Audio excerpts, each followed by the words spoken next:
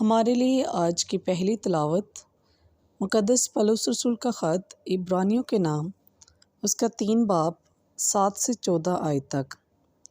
اس لیے جس طرح روح القدس فرماتا ہے، اگر آج تم اس کی آواز سنو تو اپنے دلوں کو سخت نہ کرو، جیسا کہ تلخ اشتعال کے وقت امتحان کے دن بیابان میں کیا تھا، جہاں تمہارے اجداد نے آزمایا، امتحان کیا اور 40 برس تک میرے کاموں کو دیکھا۔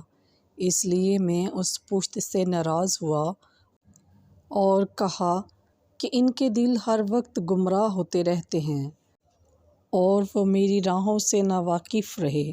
چنانچہ میں نے اپنے غضب میں قسم کھائی کہ یہ میرے آرام میں ہرگز داخل نہ ہوں گے۔ اے بھائیو، خبردار، تم میں سے کسی کا ایسا برا اور بے ایمان دل نہ ہو جو زندہ خدا سے پھر جائے، بلکہ تم ہر روز جب تک کہ آج کہلاتا ہے آپس میں ایک دوسرے کو نصیحت کرو، تاکہ تم میں سے کوئی گناہ کے فریب سے سخت دل نہ ہو جائے، کیونکہ ہم مسیح میں شریک ہوئے، بشرطِ اپنے ابتدائی اقتدار پر آخر تک مضبوطی سے قائم رہیں۔